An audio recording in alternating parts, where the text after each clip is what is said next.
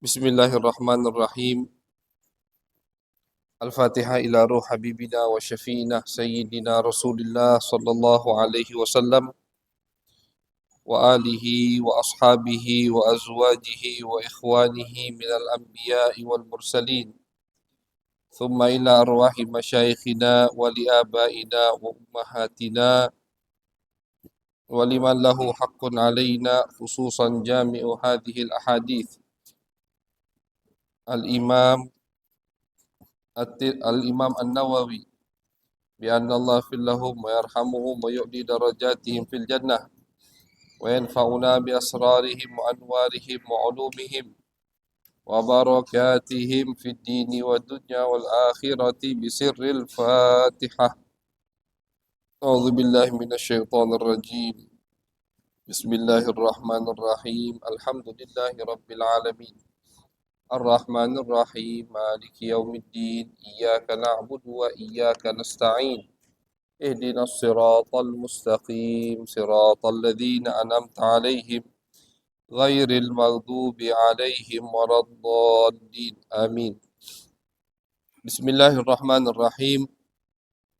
الحمد لله رب العالمين وبه نستعين على أمور الدنيا والدين وصلى الله على سيدنا محمد خاتم النبيين وعلى آله وصحبه أجمعين. رب اشرح لي صدري ويسر لي أمري واحلل عقدة من لساني يفقه قولي.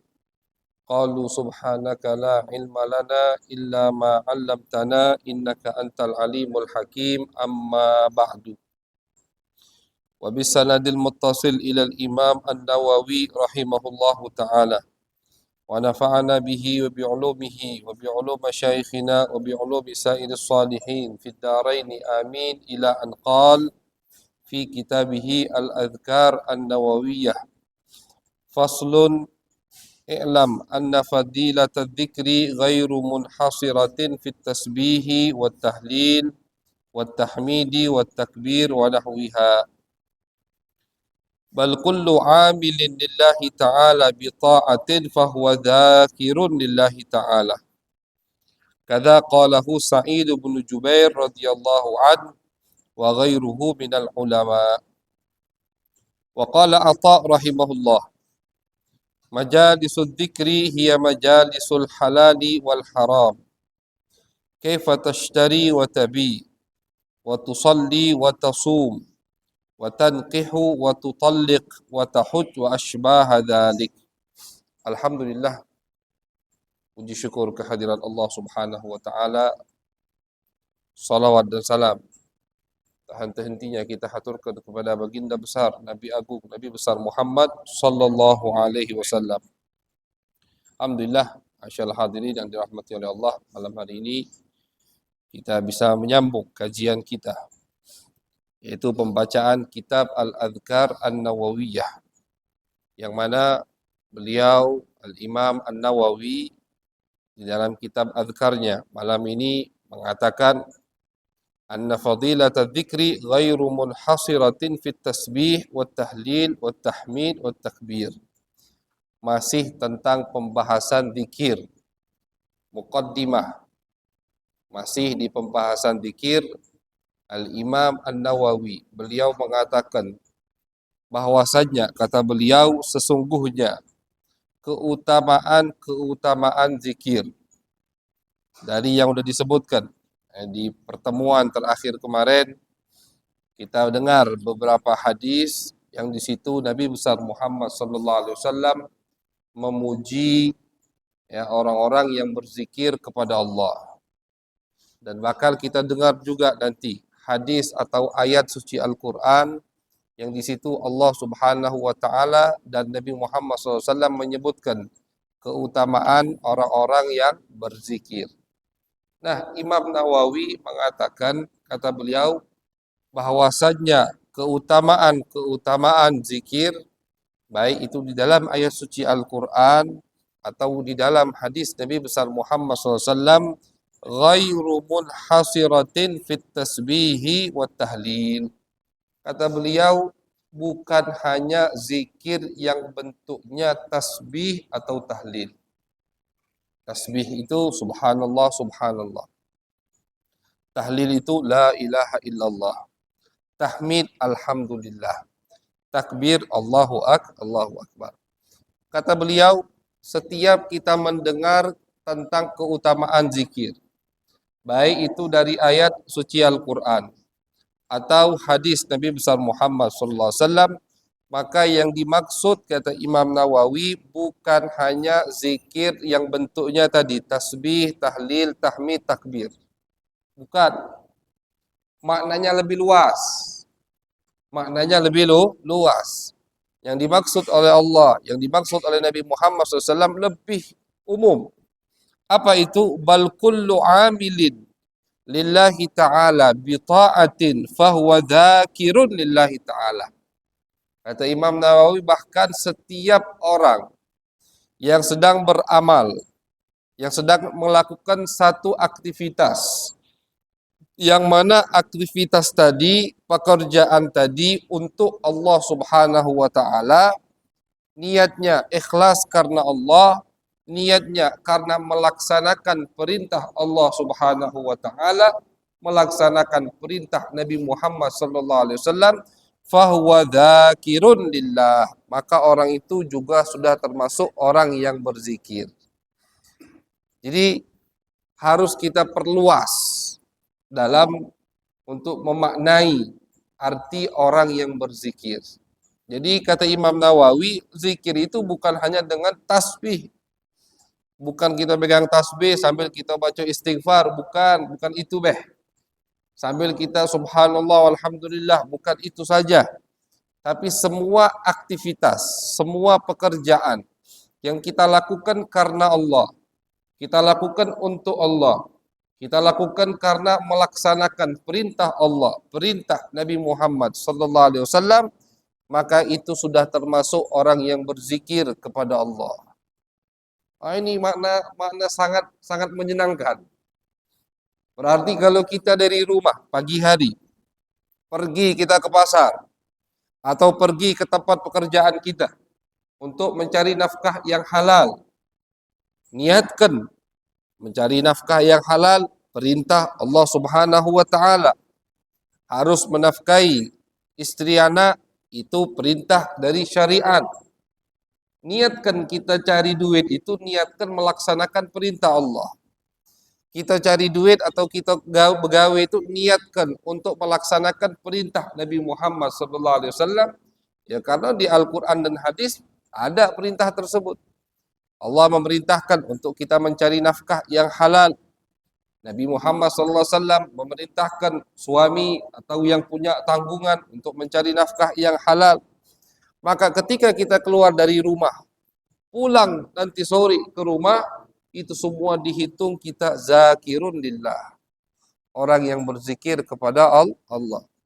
Walaupun kita di pasar, walaupun kita di tempat kerja kita, walaupun kita dimanapun, selagi kita lagi mencari nafkah yang halal dan diniatkan harus. Ya, harus diniatkan, maksudnya harus kita ingat, oh aku cari duit ini bukan semata-mata untuk menambah tabungan atau ngumpuli harta, tapi mencari duit ini dengan begawe melaksanakan perintah Allah, perintah Nabi besar Muhammad sallallahu alaihi wasallam, maka langkah kita dari pagi sampai sore kita pulang ke rumah dihitung termasuk orang yang berzikir kepada Allah Subhanahu wa taala. Jadi selama di pasar kita zikir sama Allah udah dihitung. Selama di tempat gawean kita dihitung hamba-hamba yang ingat kepada Allah Subhanahu wa taala. Betapa banyak pahala yang kita dapatkan kalau begitu. Nah, jadi kata Imam Nawawi, jangan dipersempit makna berzikir kepada Allah. Jangan dipersempit sehingga cuman kita pahami yang berzikir kepada Allah adalah misalkan yang di masjid pegang tasbih, ngadep kiblat, mengucapkan istighfar atau subhanallah. Tidak. Maknanya lebih luas. Bahkan seorang tabi'in yang bernama Atha, beliau mengatakan, majalisul dzikri hiya majalisul halali wal haram. Kata beliau, majlis zikir itu adalah majlis yang di situ disebutkan mana yang halal, mana yang haram. Majlis atau perkumpulan.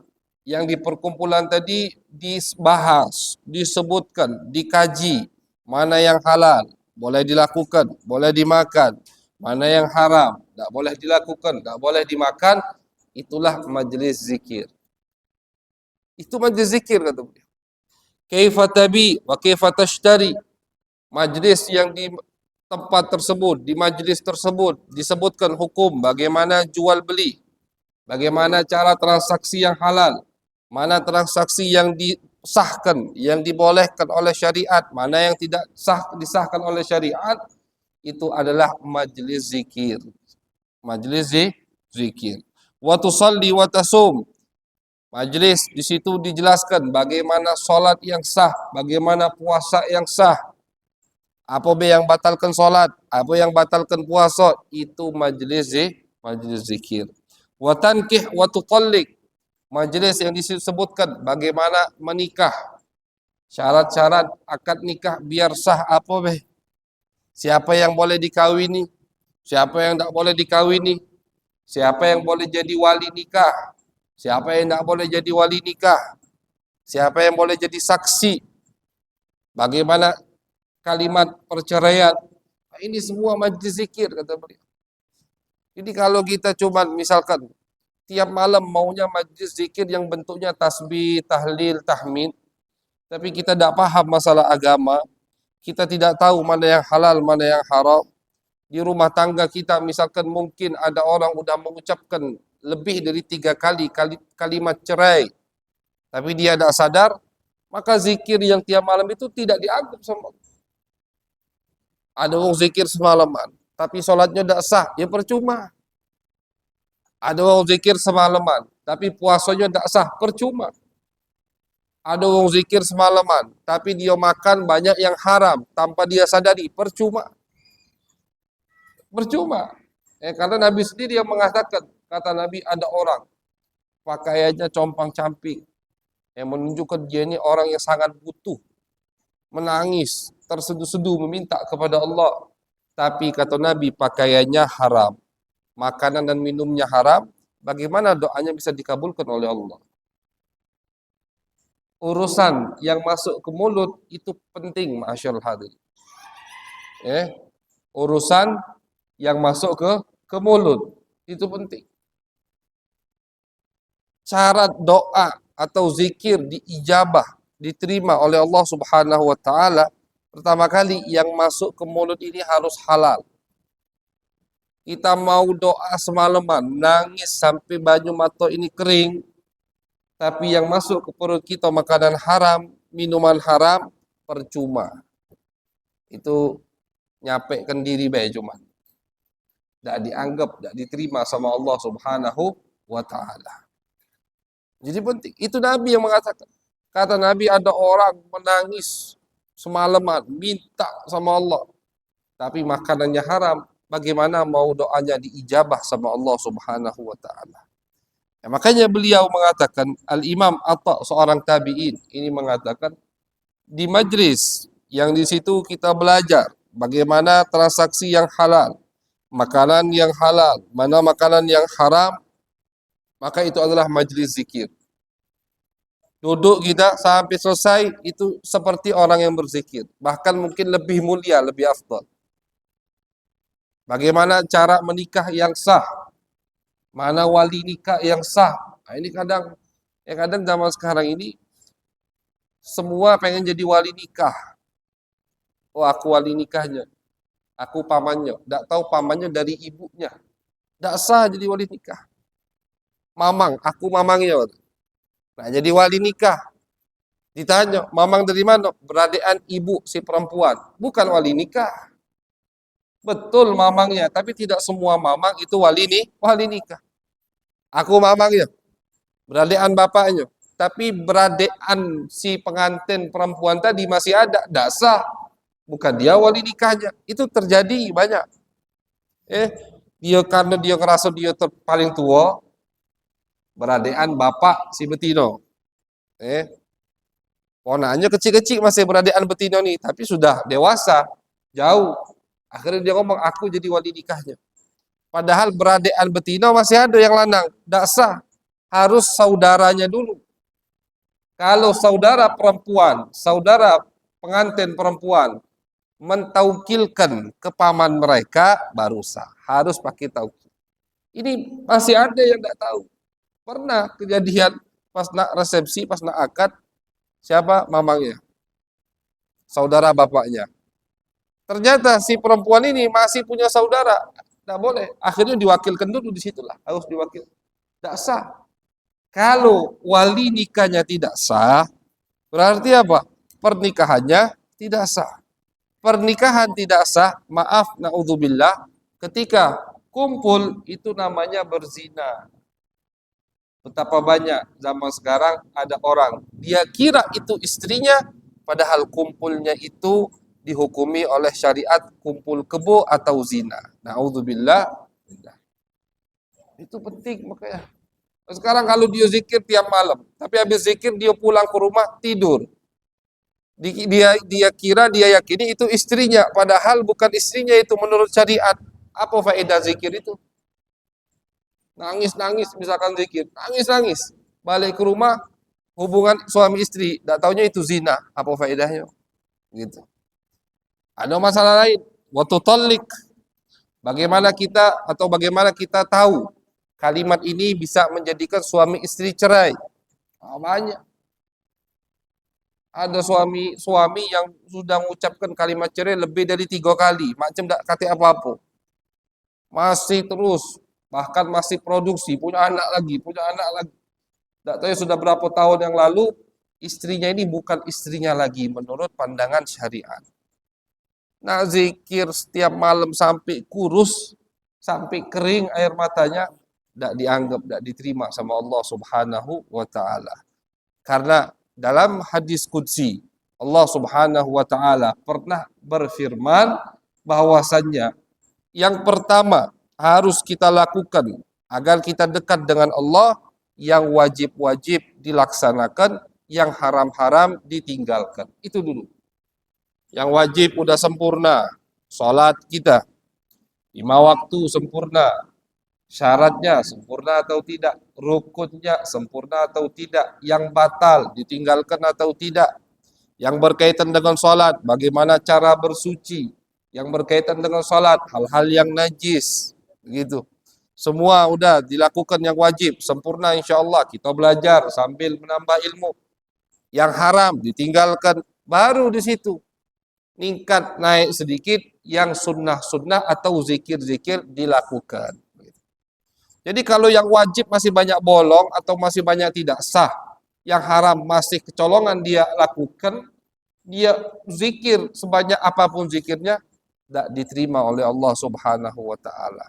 Makanya jangan heran, kadang kita ngerasa kita ini sudah seringnya zikir aku Ustaz. Sering aku dizikir, tiap malam aku bangun, ngapa doa aku udah diijabah sama Allah? Koreksi kita. Yang kita harus koreksi diri kita. Bagaimana sholat kita? Bagaimana puasa kita? Bagaimana transaksi kita? Halal atau haram? Begitu. Jadi jangan langsung dikomentari atau protesnya sama Allah. Ya Allah, aku tiap malam bangun, tiap malam minta, tiap malam berdoa, ngapa hajatnya tidak dikabulkan ya Allah? Dan tahunya masalahnya ada di kita. Jadi Al-Imam Nawawi, karena ini kitab tentang zikir, ya seperti yang kita sampaikan, karena kitab ini tentang zikir. Jadi di awal, di muqaddimah, di kata pengantar kitab ini, beliau ingin meluruskan pemahaman-pemahaman yang kadang kita salah dalam memahaminya. Begitu. Ya kadang kan orang nanda majlis taklim, zikir baik. Majlis taklim itu zikir, begitu. Sama baik. Kadang orang nanda majlis taklim, kadang sepi majlis taklim.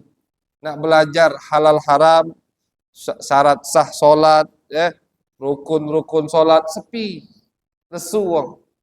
Tapi kalau majlis zikir atau majlis qasidah rami, acara maulid rami, acara majlis sepi. Itu fakta dan nyata, tidak bisa dibohongi lagi. Kita tahu, coba acara maulid, rami yang datang. Tapi majlis taklim, pembahasan tentang syariat, ilmu agama, sedikit yang datang. Padahal itu sama, bahkan lebih afdol. Di waktu, di zaman yang di situ banyak kerusakan, banyak yang syubhat. Syubhat itu tambah banyak yang tidak jelas. Mana yang halal, mana yang haram.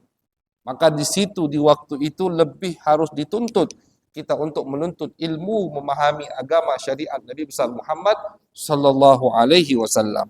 Jadi pembahasan pertama di malam hari ini Al-Imam An-Nawawi rahimahullahu taala, beliau mengatakan bahwasanya zikir itu jadi patokannya satu dah. Setiap aktivitas, setiap amalan, setiap pekerjaan yang kita lakukan untuk Allah, niatnya untuk Allah. Kita lakukan karena melaksanakan perintah Allah, melaksanakan perintah Nabi Muhammad. Apapun aktivitas tersebut, maka ketika kita lakukan, kita sudah termasuk orang yang berzikir kepada Allah Subhanahu wa taala. Amin ya rabbal alamin. Faslun. Qala Allah Ta'ala innal muslimina wal musliman ila qawlihi wadh-dhakirina Allah katsira wadh-dhakirat a'addallahu lahum maghfiratan wa ajran 'azima. Al-Imam An-Nawawi dalam fasal ini beliau menyinggung atau menyebutkan daripada ayat yang di situ Allah Subhanahu wa taala memuji orang-orang yang berzikir. Wadh-dhakirinallaha katsiran wadh-dhakirat. Kata Allah Subhanahu wa taala, laki-laki atau perempuan yang berzikir kepada Allah Subhanahu wa taala, mengingat Allah, a'addallahu lahum maghfiratan wa ajran 'azima. Maka Allah siapkan untuk mereka pengampunan. Jadi Allah siapkan pengampunan. Jadi kadang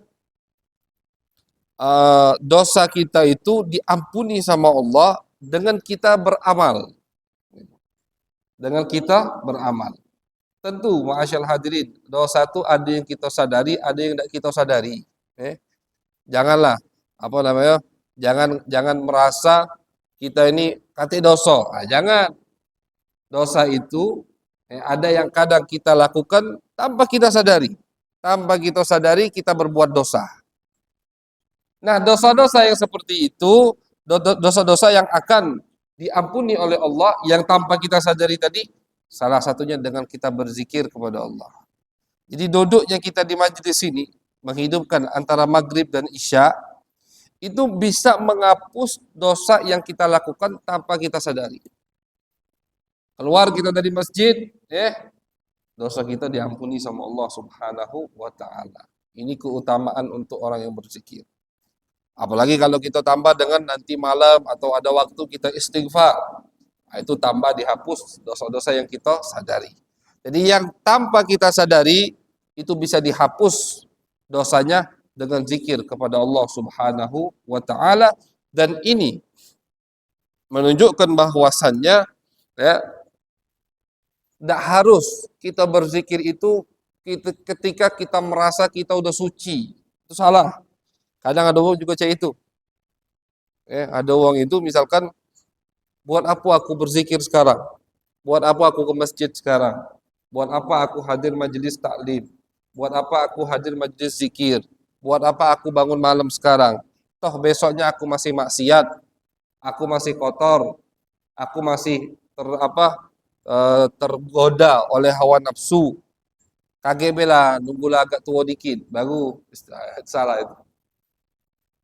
Kalau kita punya pemikiran bahwasanya kita akan berzikir kepada Allah ketika kita sudah suci atau tidak pernah melakukan dosa lagi, tidak bakal zikir-zikir gitu. Tidak bakal zikir. Ngapa tidak sholat? KGB Ustaz. Sekarang sholat, habisnya aku masih maksiat. Itu kebalikan malah. Malah ketika kita merasa kita masih suka melakukan maksiat, kita harus getol lagi sholatnya. Ketika kita merasa kita masih banyak keteledoran, maka kita harus hadir majlis zikir, majlis ta'lim. Dengan harapan apa? Agar ketika kita hadir ke majlis-majlis seperti ini, kita diberi taufik dan hidayah oleh Allah, sehingga jauh dari perbuatan kebiasaan buruk kita. Jadi kan ada begitu. Kadang ada wong nandak majlis zikir minder, ngapo masih galak maksiat. Kebalikan, seharusnya jangan minder. Kalau kamu yakin kamu masih galak maksiat, ya kamu harus hadir, lebih rajin malahan yang hadir. Kenapa? Tadi dengan harapan dosanya diampuni oleh Allah dan diberi hidayat oleh Allah Subhanahu wa taala, sehingga apa? Sehingga dia meninggalkan amalan maksiat. Karena Allah Subhanahu wa taala ketika memuji orang-orang yang berzikir kepadanya, Allah tidak ada ngomong dia wong yang suci, tidak. Allah tidak mengklaim mereka orang-orang yang suci dari dosa, tidak. Makanya Allah katakan, "A'addallahu lahum maghfiratan." Allah siapkan ampunan yang besar untuk orang yang berzikir. Nah, jadi termasuk taubat kita dari maksiat, kita berzikir kepada Allah Subhanahu wa taala, wa ajran azima, dan Allah siapkan pahala yang besar untuk orang-orang yang berzikir. Sekali lagi kita ulangi kata Imam Nawawi tadi, bahwasannya majlis zikir itu maknanya luas, termasuk di situ majlis halal haram, majlis kita mempelajari syariat warisan Nabi besar Muhammad sallallahu alaihi wasallam, itu majlis zikir. Nah, sekarang Allah Subhanahu wa taala di dalam ayat ini mengatakan wadzakirinallaha katsira. Ini pahala, ini pengampunan Allah siapkan untuk orang yang banyak. Allah sebutkan banyak berzikir. Banyak berzikir. Nah, ulama khilaf. Sampai mana kita bisa dikatakan banyak berzikir kepada Allah? Sebanyak apa, selama apa, agar kita bisa dikatakan orang yang banyak berzikir kepada Allah Subhanahu wa taala. Diriwayatkan dari Abi Hurairah, Nabi besar Muhammad sallallahu alaihi wasallam, beliau berkata, "Sabaqal mufarridun." Qalu wa mal mufarridun ya Rasulullah? Qala adz-dzakiruna Allah katsira wadz-dzakirat. Wa qad ikhtulifa fi dzalik. Faqala al-Imam Abu al-Hasan al-Wahidi, qala Ibnu Abbas al-murad yadhkuruna Allah fi adbaris salawat wa ghuduwa wa ashiyya wa fil madaji'. Maksud dari ayat suci Al-Quran di atas, bahwasannya orang yang banyak berzikir, nah, banyaknya ini sama manusia, banyaknya ini. Apakah 24 jam dia harus zikir tuh? Maksudnya zikir bertasbih, bukan begitu. Apa kata Abdullah bin Abbas? Yang dimaksud banyak berzikir oleh Allah di ayat tersebut adalah orang yang berzikir kepada Allah setiap solat dan habis solat. Habis solat kita ada zikir.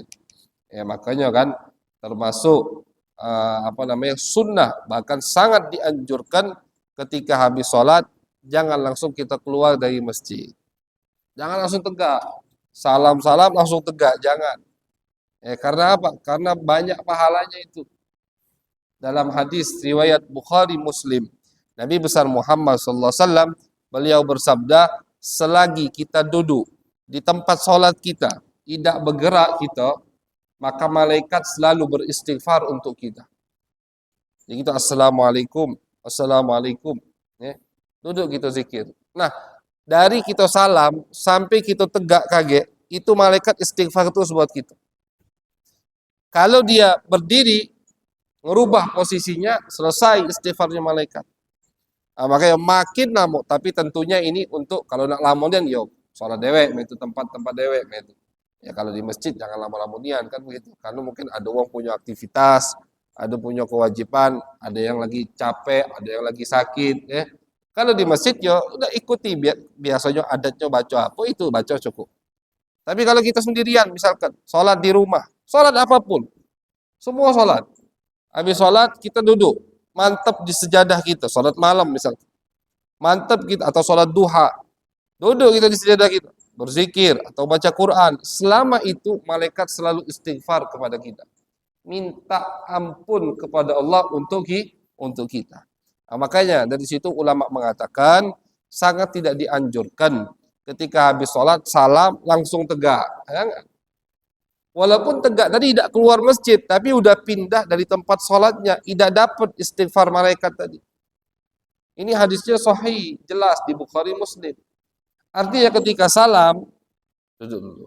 Baca zikir-zikir yang ada. yang disunnahkan, yang dianjurkan oleh para ulama, yang disunnahkan oleh Nabi besar Muhammad sallallahu alaihi wasallam.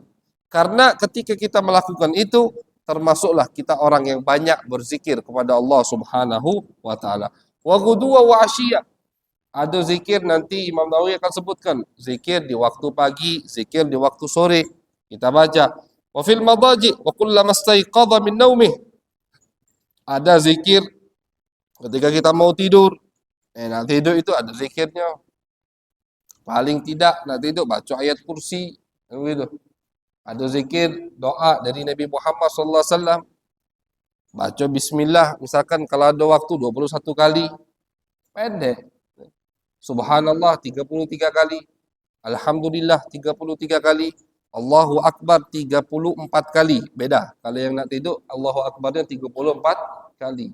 Ini dari Nabi kalau ini. Dari Nabi semua. Kita amalkan itu. Bangun tidur, ada juga doa. Bagaimana adab sunnah Nabi Muhammad ketika bangun tidur. Beliau usap muka beliau. Beliau baca doa. Alhamdulillah di ahyana ba'da ma'amatana. Wa ilaihin nusyur. Kalau bisa misalkan melihat langit keluar rumah, ada baca ayat di akhir surat Al-Imran, inna fi khalqis samawati wal ard sampai akhir. Itu sunnah Nabi Muhammad SAW.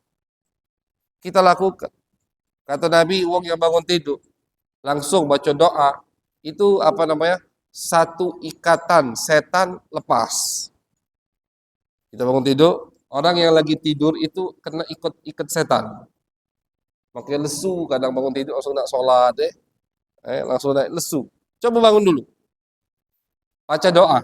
Nah, ketika kita baca doa, itu satu ikatan lepas. Bersuci kata Nabi, wudu 2 ikatan lepas. Ikatan kedua lepas. Sholat 2 rakaat, ikatan ketiga lah lepas. Sudah seger langsung gitu. Itu. Jadi bangun tidur, doa, zikir doa bangun tidur, wudu, habis wudu, sholat, itu kita seger bukan karena bajunya itu, bukan. Bukti kalau ngantuk, nak kena baju, ngantuk lah masih. Seger itu bukan karena wudu kena air, bukan. Tapi karena wudu itu melepas ikatan setan kedua. Itu dalam hadis Nabi Muhammad sabdakan. Ditambah sholat 2 rakaat, sudah. Lepas kalau ikatan setan tadi. Yusbihuna syaitan, kata Nabi. Maka dia akan masuk waktu pagi dalam keadaan segar, bugar, sehat, semangat untuk melakukan aktivitasnya.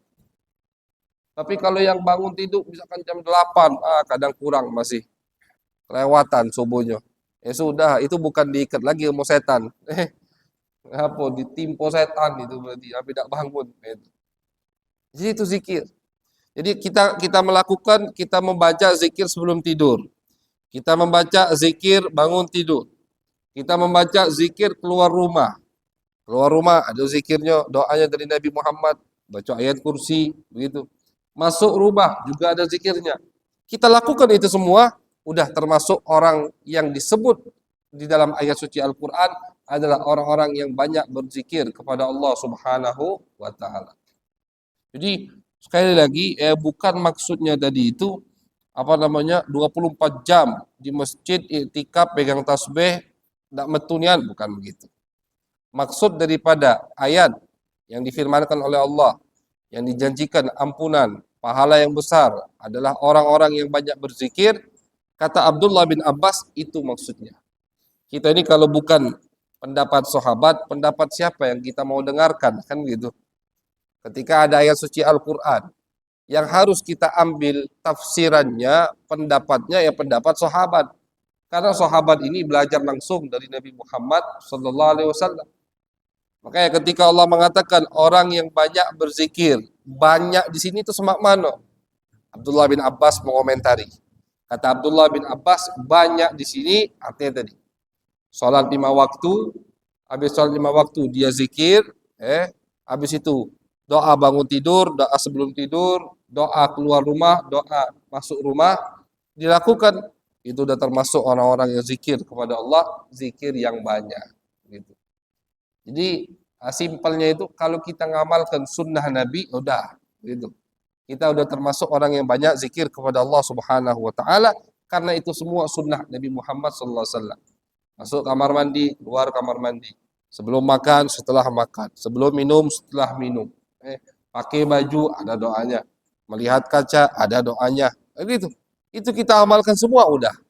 Jelas dan pasti kita udah termasuk golongan orang-orang yang banyak berzikir kepada Allah Subhanahu wa taala. Dikuatkan oleh hadis Abu Sa'id Al-Khudri bahwasanya qala Rasulullah sallallahu alaihi wasallam. Rasulullah sallallahu alaihi wasallam bersabda, "Idza aiqadha ar-rajulu ahlahu minal lail fa shallaya aw shalla rak'atain jami'an kutiba fi dzakirina Allah katsira wa dzakirat." Termasuk daripada ini hadis Nabi menerangkan ayat di atas bahwasanya orang yang banyak berzikir kepada Allah, kata Nabi, termasuk dari golongan tersebut adalah orang yang ketika malam hari dia bangun, baik sholat witir atau bangun sholat subuh, kemudian membangunkan keluarganya. Nah, ini penting. Jangan kita nih istilahnya nak selamat dewean.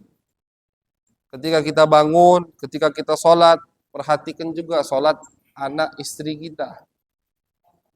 Bapak-bapak ke masjid misalkan, yang di rumah tidak sholat, jangan Pak. Yang di rumah itu harus diperhatikan juga. Yang di rumah itu tanggung jawab kita, beban kita. Kita alhamdulillah ke masjid, yang di rumah.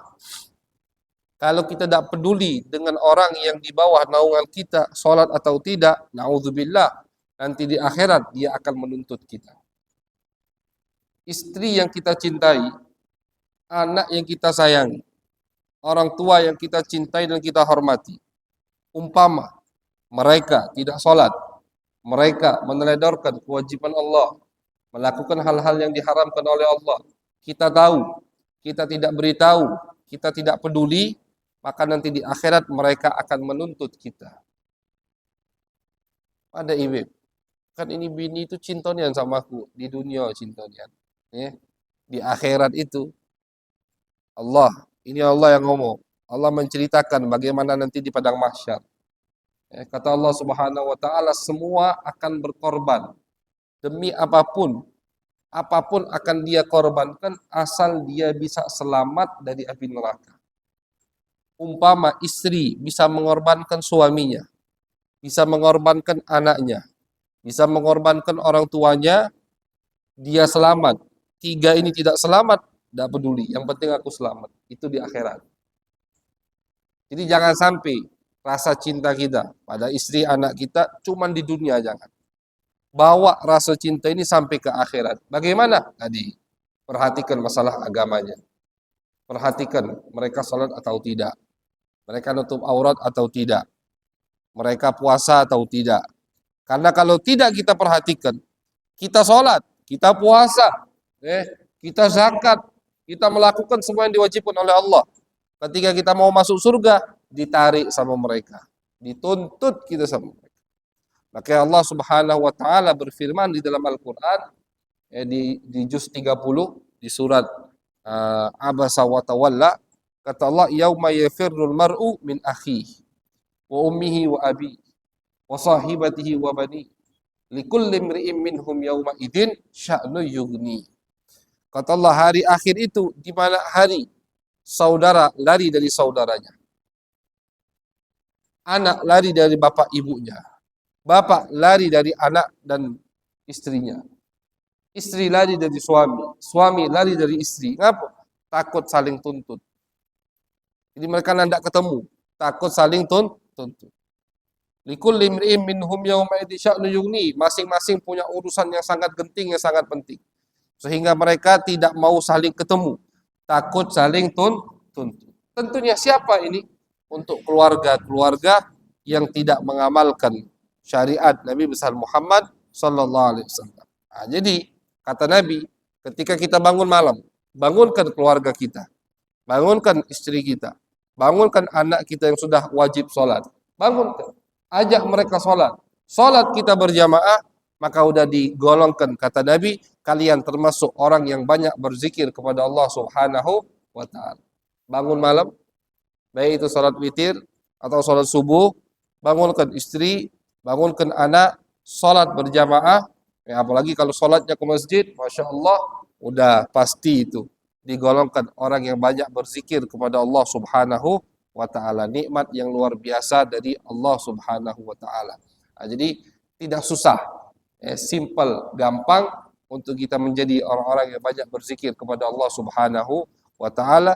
Mudah-mudahan kita diberikan taufik hidayah, semangat, sehingga kita bisa mengamalkan apa yang kita dengarkan daripada keutamaan-keutamaan orang-orang yang berzikir kepada Allah Subhanahu wa Ta'ala, dan mudah-mudahan kita termasuk yang digolongkan oleh Allah orang-orang yang banyak berzikir kepada Allah Subhanahu wa Ta'ala. Amin ya rabbal alamin. Allahumma aghnina bil ilm wa zayyinna bil hilm wa akrimna bit taqwa wa jammilna bil afiyah. Rabbana taqabbal minna innaka antas samiul alim. Tub alaina innaka antat tawwabur rahim. Wa sallallahu ala sayyidina Muhammadin wa ala alihi wa sahbihi wa baraka wa sallama. Walhamdulillahi rabbil alamin. Wassalamualaikum warahmatullahi wabarakatuh.